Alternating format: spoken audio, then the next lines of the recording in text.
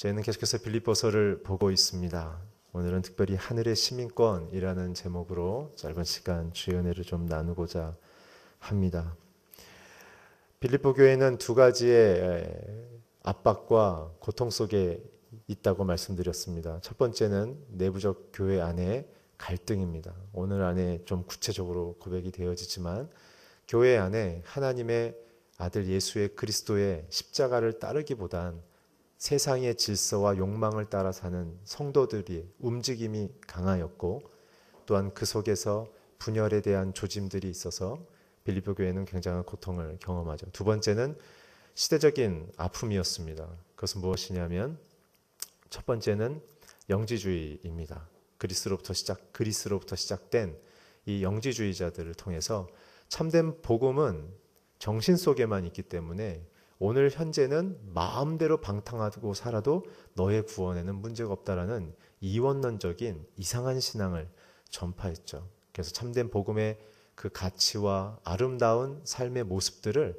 부숴버리고 파괴해서 예수도 믿지만 세상에 나가면 예수가 없는 사람처럼 세상의 방식대로 마음껏 자기의 몸과 욕망을 펼치도록 유혹을 했습니다.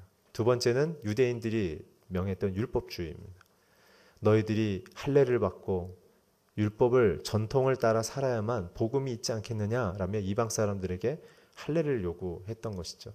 그래서 사도 바울은 이렇게 혼란한 시기, 혼란하고 복잡한 빌립보 교회를 향하여 예수의 마음을 품으라고 자꾸 강조를 했던 것입니다. 예수의 마음은 무엇이었습니까? 자신의 신분을 포기하고 두 번째, 자기의 생명을 다 쏟아낼 만큼 죄인들을 살리고자 하는 그 사랑이 예수의 마음이었습니다. 오늘 우리는 용서받은 자들입니다. 우리는 누구를 향하여 비난할 수 없습니다. 우리는 하나님 앞에 어둠의 자식이었지만 빛의 자녀로 받아들여준, 거저 초대받은 영광의 자녀입니다. 오늘 그렇기 때문에 우리에게는 자격이 없고 우리에게는 주장할 근거가 없는 것이죠. 왜냐하면 하나님의 허락으로 우리는 영광의 자녀로 변화됐기 때문입니다. 그 얘기는 바꿔 말하면 우리의 실수와 우리의 연약함으로 그 자격이 박탈당할 수는 없다는 얘기인 것입니다. 하나님이 저와 여러분을 부르셨고 자녀 삼아 주셨기 때문에 사단과 어떤 죽음조차도 우리를 그 자리에서 끌어내릴 수 없음을 믿으시길 주의 이름으로 축원합니다. 그렇기 때문에 우리에게는 오늘 두 가지의 거대한 삶에 구원받은 자로서의 책임과 양심과 그거에 대한 의무에 대한 이야기를 오늘 사도 바울이 구체적으로 우리에게 말해주고 있습니다. 오늘 본문 17절부터 19절까지 함께 읽어주십시오. 시작. 형제들이여 모두 함께 나를 본받는 사람들이 되십시오. 그리고 여러분이 우리를 본받는 것처럼 그렇게 행하는 사람들을 눈여겨보십시오. 내가 여러분에게 여러 차례 말했던 것처럼 지금도 눈물을 흘리며 말하지만 많은 사람들이 그리스도의 십자가의 원수로 살아가고 있습니다. 그들의 마지막은 멸망입니다. 그들의 신은 배요 그들의 영광은 취해 있으며 그들은 땅의 것을 생각하는 사람들입니다. 오늘 사도 바울은 오늘 저에게 두 가지의 메시지를 전하는데요. 첫 번째는 나를 본받으라. 바울 스스로를 본받으라고 얘기하는 것이죠. 참 쉽지 않은 얘기입니다. 어떻게 자기를 본받으라고 얘기할 수 있을까요? 그래서 원어적인 내용을 제가 찾아보니까 원어의 원문은 이런 뜻입니다. 내가 예수를 믿고 그리스도로 따르는 것처럼 너희들도 똑같이 예수님을 믿고 따르는 나의 열심처럼 너희들도 그렇게 살아내라는 것입니다. 모델링의 대상이 바울이 아니라 모델링의 대상이 예수 그리스도셨습니다. 그러나 내가 많은 고난 속에 죽음을 당하고 고초를 당하고 멸시와 모멸감을 겪는다 할지라도 나는 예수님을 존귀하게 여기고 오히려 세상의 것을 배설물로 여길 만큼 예수님이 분명한 그리스도임을 나는 믿는 것처럼 너희도 세상의 가치에 흔들리지 말고 세상의 명예와 탐욕에 흔들리지 말고 온전히 그 그리스도를 최고의 가치로 따라 살라는 얘기가 나를 본받으라는 얘기입니다. 오늘 저는 여러분과 제가 가정에서 아내에게 자녀에게 남편에게 나를 본받 것처럼 당신도 예수님을 더욱 사랑하는 일이 일어나기를 바란다는 그러한 깊은 주님과의 사랑의 관계가 일어나기를 주의 이름으로 축복합니다. 성도들은 서로에게 그러한 격려와 도전이 일어나는 사람들이죠. 그래서 그리스도의 마음을 품었을 때만 그러한 영향력들이 선포될 수 있다는 것입니다. 오늘 그렇다면 그러한 주님을 따르는 열심의 그 의미가 무엇인지를 우리 로마서 12장 1절을 함께 읽으면서 한번 생각해 봅시다. 함께 읽어 주십시오. 그러므로 형제들이여 내가 하나님의 자비하심으로 여러분에게 권합니다. 여러분의 몸을 하나님께서 하시는 거룩한 산제물로 드리십시오. 이것이 여러분이 드릴 영적 예배입니다. 저와 여러분이 갖고 있는 신앙의 특징은 무엇이냐면, 기독교가 다른 종교와 다른 특징은 무엇이냐면 굉장한 신앙의 구조, 논리와 내용을 갖고 있다는 사실입니다. 대부분의 기독교를 제외한 모든 종교들은 자기의 종교적인 고뇌와 고행을 통해서 본인이 본인을 발견하는 방식에 이르도록 하는 게 다른 종교들의 최고치의 가치입니다. 그래서 자기를 비우는 데까지가 목표죠. 그러나 기독교는 내가 죄인인 것을 고백하고 나를 비운 다음에 다시 하나님으로 충만히 채우는 것이 저와 여러분의 신앙의 최고의 목표입니다. 그래서 그리스도의 마음을 담아내라는 것입니다. 그렇기 때문에 저와 여러분이 갖고 있는 그 태도는 자칫 잘못하면 생각과 이론과 말로 우리의 신앙이 끝날 가능성이 높습니다. 하나님의 말씀을 묵상하고 좋았던 그 감정을 얘기하는 것, 혹은 말씀을 깨달은 그 이해함을 이야기하는 것, 그리고 거기에 도전받은 나의 의지의 어떤 변화에 대해서 이야기하고 나누는 것에는 우리가 익숙하지만 중요한 것은 오늘 로마서 12장 1절처럼 우리의 몸이, 우리의 행실이 예배가 될 때까지 가정과 사회 속에서 그렇게 살아내고 있느냐라고 묻는 것입니다. 오늘 나를 본받으라는 얘기의 핵심은 우리가 믿고 있는 신앙이 가정과 직장과 학교 안에서, 특별히 지역사회 안에서 그대로 책임으로서, 실천으로서, 의무로서, 그리고 순종함으로써 드러나고 있느냐고 묻는 것입니다. 오늘날 한국 사회의 위기는 교회가 교회됨을 잃어버린 것이 큰 영향 중에 하나라고 생각합니다. 세상의 균형을 잡아줄 수 있으며 세상에 영향을 줄 수 있는 것은 누구일까요? 예수 그리스도십니다. 그렇다면 눈으로 보이는 그 현상들에 대한 대안을 줄 수 있는 통로와 채널은 누구입니까? 예수 그리스도를 주로 믿는 성도들의 삶인 것입니다. 다른 종교들은 세상과 분리돼서 세상을 떠나라고 얘기하지만 유독 예수 그리스도를 믿는 자들에게 대하여 주님의 명령은 내게로 와서 배우고 세상으로 다시 들어가라고 얘기하시는 것이죠. 우리는 변혁의 주체로서의 초대를 받은 것입니다. 내가 감당할 수 없는 재능과 내가 감당할 수 없는 내용을 우리는 성령으로부터 받는 것입니다. 오늘 그런 이야기 속에 나를 본받으라는 것은 내 신앙의 내용의 실천, 행위, 순종, 책임을 나는 소중하게 생각하고 그것으로 열매 맺고 있는가라고 묻는 것입니다. 두 번째, 그렇게 살아가는 사람들에게 있어서는 어떠한 현상이 나타나는가? 갈라디아서 6장 17절을 한번 같이 읽어주십시오. 시작. 이제부터는 누구든지 나를 괴롭게 하지 마십시오. 나는 내 몸에 예수의 흔적을 가졌습니다. 이렇게 따라 사는 자들의 삶의 현상은 무엇이냐면 우리의 몸에 예수의 흔적이 나타난다는 거예요. 그래서 저 사람만 보면 예수를 보는 것 같은 역사가 일어나는 것이죠. 근데 이야기는 예수님이 직접 하신 얘기 아닙니까? 구약에 있는 600가지가 넘는 모든 계명을 하나로 정리해 주는데 내가 그래서 너에게 3계명을 주는데 너희가 서로 사랑해라. 어떤 방식으로요? 내가 너희를 위하여를 사랑하는 방식. 그게 예수의 마음인 거예요. 신분을 포기하고 생명을 다하기까지 죽기까지 사랑하는 것. 대상의 반응에 상관없이. 그렇게 되면 결과가 어떻게 됩니까? 예수를 거절하고 거부하고 비난하는 세상이 그렇게 사랑하고 있는 저와 여러분을 보며 당신은 예수의 제자이군요 라고 알아보겠다고 얘기했던 것이에요. 알려주지 않아도. 그래서 초대교회는 전도가 없었습니다. 무엇이 전도였습니까? 그들의 삶이 전도였습니다. 주장함이나 권유함이 초대교회는 없었습니다. 그들이 고통 속에, 고난 속에 그 복음의 진수를 그대로 살아내고 있을 때 로마의 황제가 흔들리기 시작한 것이고 원로회가 흔들리기 시작한 것이고 유럽 전체가 뒤집히기 시작한 것입니다. 오늘 우리에게 있어서 예수의 흔적이 나타나는 복이 임하기 주의 이름으로 축원합니다. 오늘 주님이 저와 여러분의 임하는 것이 중요합니다. 오늘 성도가 있어서 가장 성도들에게 영광스러운 상태는 무엇입니까? 우리가 예수를 본받는 것. 그래서 그렇게 추구하는 삶을 통하여 또 다른 누군가가 나를 통하여 예수를 본받는 역사가 일어나기 시작하는 것입니다. 그게 가장 고상한 일이며 그게 성도로서 가장 위대한 상급인 것입니다.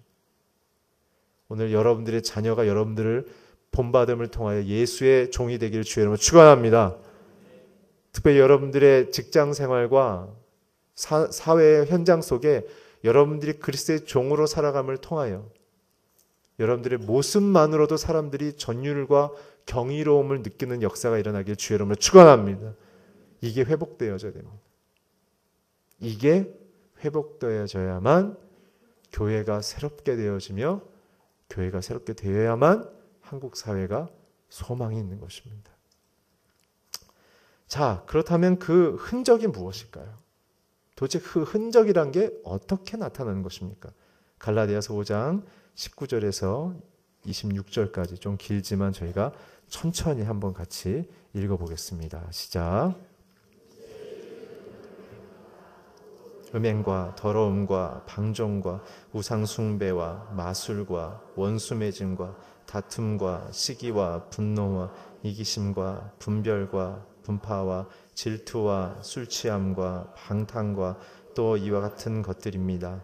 내가 전에 경고한 것처럼 지금도 경고합니다.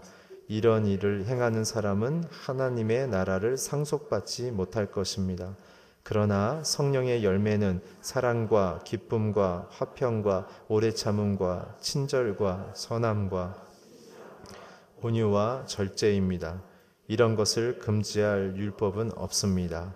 그리스도 예수께서 그 정욕과 욕망을 십자가에 못 박았습니다. 만일 우리가 성령으로 산다면 또한 성령을 따라 행합시다. 헛된 영광을 구해 서로 노엽게 하거나 질투하지 않도록 합시다. 아멘. 예수의 흔적이란 것은 이 before and after, 육체의 욕망을 쫓던 사람들이 성령의 열매를 맺기 시작하는 것이 그리스도의 흔적입니다. 저와 여러분의 교회 신앙생활의 그 최고의 현상은 무엇이어야 되냐면, 처음에는 믿음이 있기보다는 사람들이 좋아서, 분위기가 좋아서, 무엇인가 마음에 감동이 있어서 오실 수 있지만 점점 시간이 가면서 우리 안에 발견해야 될 것은 무엇이냐면, 이 세상의 기준들, 세상의 경영의 원칙들, 생존의 방식인 우리가 읽었던 이 육체의 일들을 우리가 점점 버리기 시작하면서 하나님의 성령의 열매를 소중히 여겨서 내가 그것을 갈망하고 갈구하며 그것을 소망하는 상태로 변화되어지기 시작한다는 것입니다. 그것이 예수를 믿는다는 것입니다. 오늘 그렇기 때문에 저와 여러분을 살피셔야 합니다. 하나님 앞에서 나는 누구인가? 성경은 창세기부터 계시록까지 하나님께 질문하는 책입니다. 하나님, 나는 누구입니까? 그리고 하나님은 누구이십니까? 하나님을 떠난 사람들은 이 육체의 일들로 자신을 증명하려 합니다. 그러나 우리에게 주신 하나님의 소망은 예수 그리스도의 십자가를 경험하게 함을 통해서 우리 안에 참된 소망이 없음을 깨닫고 예수 안에 거했을 때만이 참된 양식과 참된 소망과 생명과 기쁨이 있음을 깨달음을 통해 우리가 그 성령의 소욕을 쫓아 살아가는 것이죠. 가장 위대한 리더십은 누구인가? 성령님이십니다. 그 성령의 성품을 쫓아 살아가는 사람들이 있을 때 이 땅 가운데 희망을 줄 수 있는 것입니다. 오늘 그래서 저와 여러분이 예수를 믿는다면 이러한 혼란한 대한민국 시국에 오늘 우리가 이 주일 예배를 끝나고 우리 안에 하나 위대한 결정을 할 수 있다면 내가 하나님이 꿈꾸시는 이 성령의 사람이 되고 싶습니다. 하나님 나를 그렇게 바꿔주시옵소서. 나는 약하고 나는 불완전하고 나는 불공평하고 나는 불의하지만 예수의 보혈로 나를 씻기셔서 하나님의 사람으로 나를 빚어 주시옵소서. 그래서 이사야서에 주님은 토기장이고 나는 진흙이라고 얘기했던 것입니다. 그분은 창조주고 나는 피조물이라고 얘기하는 것입니다. 우리가 내 인생을 결정하는 것이 아니라 하나님이 빚으신 대로 살아가기로 결정하는 그 믿음이 성도들의 믿음인 것입니다. 오늘 우리가 예수를 믿고 따르고 있지만 주님을 그렇게 의지하는 방식으로 살지 않는다면 우리를 통해서 세상은 희망을 볼 수 없으며 우리 또한 그리스도 안의 희망을 볼 수가 없는 것입니다. 사랑하는 성도 여러분, 우리 안에 있는 예수로 만족하시고 우리 안에 있는 예수로 자랑하십시오. 그래서 내 마음의 중심이 점점 그리스도의 성령 안으로 들어가셔야 합니다. 그렇게 된다면 우리에게 어떠한 변화가 있을까요? 골로새서 3장 1절 2절을 함께 읽어주십시오. 시작.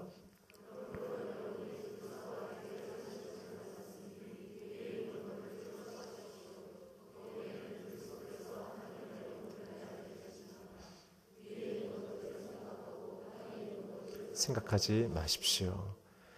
우리의 발과 몸은 세상에 있지만 우리의 가치 기준은 하늘에 있다는 뜻입니다. 그 얘기는 뭐냐면 육체의 기준을 갖고 있는 이 땅 가운데 양심을 뛰어넘는 더 고상한 하나님의 그 하늘의 가치를 우리는 이 땅 가운데 보여주며 사는 것입니다. 그래서 베드로가 우리에게 얘기한 것이 아닙니까? 너희는 어둠 가운데 불러내어져서 기이한 하나님의 덕을 선전하기 위해서 부름을 받았다. 오늘 여러분들의 인생을 통하여 하나님의 거룩한 가치가 드러나길 주의 이름으로 축원합니다. 여러분들이 가는 곳마다 생명이 일어나기를 축원합니다. 죽어가는 영혼들, 절망한 영혼들, 대안이 없는 영혼들, 실망하고 좌절한 영혼들이 여러분들 안에는 예수를 보고 일어나기를 주의 이름으로 축복합니다. 우린 그러한 존재로 부름받은 것입니다. 그 방향을 찾으십시오. 그렇다면 나는 누구에게 어떤 내용을 갖고 나아가서 그런 일을 해야 될 것인가? 그렇지만 이렇게 가치 전환을 하면서 매일매일 살아가는 것은 쉽지 않습니다. 그래서 사도 바울이 오늘 우리의 정체성을 이렇게 얘기해 주는 것이죠. 우리 20절, 21절 본문을 다시로 돌아와서 읽겠습니다. 시작. 그러나 우리의 시민권은 하늘에 있습니다. 우리는 그것으로부터 구원자 곧 예수 그리스도를 기다립니다. 그분은 만물을 그분에게 복종시킬 수 있는 능력으로 우리의 천한 몸을 그분의 영광스러운 몸과 같은 형상으로 변화시켜 주실 것입니다. 우리의 시민권은 하늘에 있다는 것입니다. 베드로는 이 얘기를 이렇게 설명해 줍니다. 베드로전서 2장 9절을 자막을 통해서 함께 읽겠습니다. 시작. 그러나 여러분은 택하신 족속이요 왕같은 제사장이요 거룩한 나라요 그분의 소유된 백성이니 이는 여러분을 어둠에서 불러내어 그분의 놀라운 빛으로 들어가게 하신 분의 덕을 선포하게 하는 것입니다. 이 구절이 굉장히 중요한데요. 앞 구절은 영적인 변화를 얘기하지만 뒷 구절은 사회적인 책임에 대한 이야기를 하고 있는 것입니다. 영적인 변화는 무엇입니까? 첫째는 하나님이 우리를 택하셨던 것입니다. 아까 설교 초두에 말씀드린 것처럼 우리의 자격이나 신분이나 우리의 가능성 때문에 하나님 부르신 게 아니라 하나님이 우리를 그냥 사랑하기로 결정하셨기 때문에 우리는 택함 받은 것입니다. 고로 그 택하심을 어느 누구도 뒤집을 수 없는 하나님의 안전이 우리에게 주어져 있다는 사실입니다. 그래서 모든 시편 기자는 그렇게 고백했던 것입니다. 지존자의 은밀한 곳에 거하는 자는 안전하리겠다. 하나님의 날개 그늘 아래 거하는 자는 참된 기쁨이 있을 것이다. 주의 보좌 안으로 들어가는 자들에게는 참된 생명과 감격이 있을 것이다. 오늘 저와 여러분에게 있어서 나는 누구인가? 하나님이 택하신 아들이다. 딸이다. 그래서 나는 주 안에 속했고 안전하며 하나님의 주신 영광 가운데 살아간다는 것을 믿으시길 주의 이름으로 축원합니다. 두 번째는 무엇입니까? 왕 같은 제사장이라는 것입니다. 우리는 왕족이라는 거예요. 그래서 하나님의 그 고귀함, 품위, 그 높고 위대하신 그리고 넓은 그 사랑을 우리는 가져가야 된다는 것이죠. 왕 같은 제사장은 무엇입니까? 하나님이 누구신지를 이 땅에 보여주시는 자들인데 먼저 그 왕과 하나 되어지는 제사장, 하나님과 가까이 하는 아들과 딸들로 서라는 것입니다. 결국 무엇입니까? 우리의 모든 인생의 의미와 목적과 방향과 그 아름다움은 하나님께 있다는 것입니다. 그분과 연결된 자들에게만 주어지는 그 아름답고 고귀한 비밀을, 보석과 같은 보배들을 우리에게 주기를 원하시는 것입니다. 혼자 외롭게 뭘 만들려고 하지 마시고 그분 안에 있는 풍성함 안에 거하시길 주의 이름으로 축원합니다.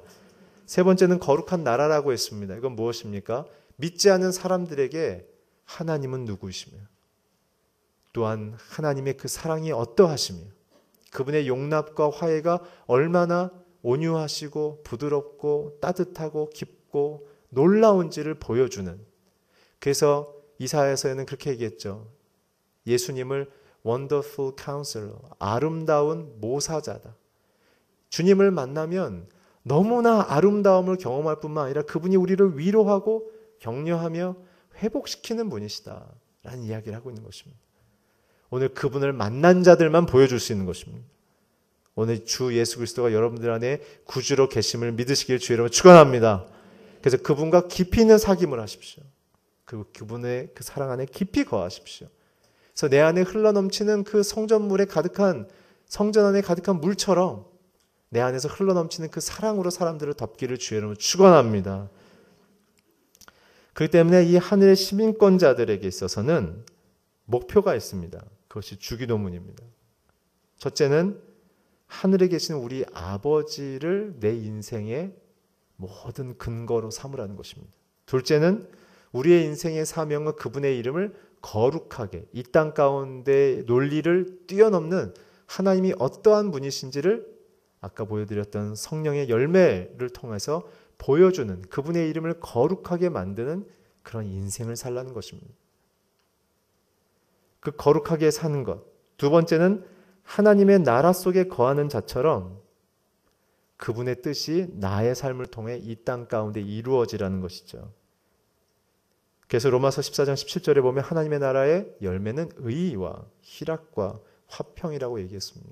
오늘 다 다룰 수는 없지만 결국은 이 하나님의 거룩함, 하나님의 살아계신 생명, 그 위로와 화평이 드러나는 그 본질은 무엇이냐면 바로 의로움입니다. 의로움.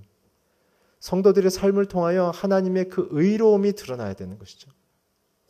성경에서는 그렇게 얘기했습니다. 하나님의 의가 강처럼 흘러넘치며 정의가 하천처럼, 하수처럼 흘러넘치도록 이 땅에 흘러넘쳐야 된다. 성도들에게 있어서의 그 의로움의 실천의 내용은 무엇이냐면 공평함입니다. 그리고 정의로움입니다. 그리고 약자를 보호하는 긍휼함입니다. 오늘 저와 여러분이 하늘의 시민권을 가진 자로서 세상 가운데 당당하게 멋지게 영향력 있게 살려면 예수 그리스도가 이 땅에 오셔서 보여주셨던 낮은 자들과 함께 했던 하향적인 인생, 그러나 그 죄인들 속에서도 의, 공의로움과 공평함과 긍휼함의 삶으로 그들의 마음을 녹여내며 그들을 십자가 앞으로 인도해 내셨던 그 예수님의 그 사람을 살리고자 하는 그 정의로움을 우리는 경험하고 닮아야 되는 것입니다. 이 땅은 심판하고 저주하는 의라는 부르짖음은 있지만 그러나 사람을 살리는 정의는 찾기 쉽지 않습니다. 그러나 예수의 십자가가 그 정의인 것입니다. 오늘 그것이 저와 여러분을 살렸습니다. 그렇게 우리 살아났다면 우리는 누군가를 향하여 끊임없이 화해와 긍휼을 선포하며 공평과 정직을 선포하며 우리에게 주어진 가정과 사회의 삶 속에서 하나님의 그 용서하심, 하나님의 그 사랑하심을 우리는 사람들에게 나누어야 하는 것입니다. 사랑하는 성도 여러분, 주님의 사랑과 긍휼이 나의 결핍을 채우는 것으로만 만족하지 마시고 내게 주신 사회적인 명령, 어둠 속에서 빛으로 불러내서 이제는 하나님의 덕을 선포하는 방식에 그 하나님의 아름다운 성품으로 살아내시기를 주의 이름으로 축원합니다. 그렇게 한 자들에게 있어서 우리의 연약한 몸을 영광스럽게 바꾸시겠다고 얘기했습니다. 우린 빌립보서 2장 9절에서 11절을 통하여 우리 이미 배웠습니다. 하나님의 아들 예수의 죽음은 하늘에 있는 이름이나 땅 위에 있는 이름이나 땅 아래에 있는 이름이 예수를 구주로 고백하기로 만들어버린 세상의 최고의 권위를 세우셨다. 그렇기 때문에 이제는 나도 살리기 원하신다. 오늘 저와 여러분의 인생을 통하여 하나님의 그 정의로움과 회복을 선포하기 원하십니다. 그렇게 쓰임받는 저와 여러분이 되길 주의 이름으로 축원합니다. 기도하겠습니다. 하나님, 우리의 시민권이 하늘에 있음을 감사하며 이 땅을 우리에게 맡겨주셨는데 그리스도의 사랑과 긍휼과 의로움으로 하나님 우리가 주님을 본받으며 시민으로서 하나님의 성품을 따라 살아감을 통해 이 세상을 변화시키는 하나님의 자녀들이 되게 하여 주시옵소서. 예수 그리스도의 이름으로 기도했습니다. 아멘. 한동대학은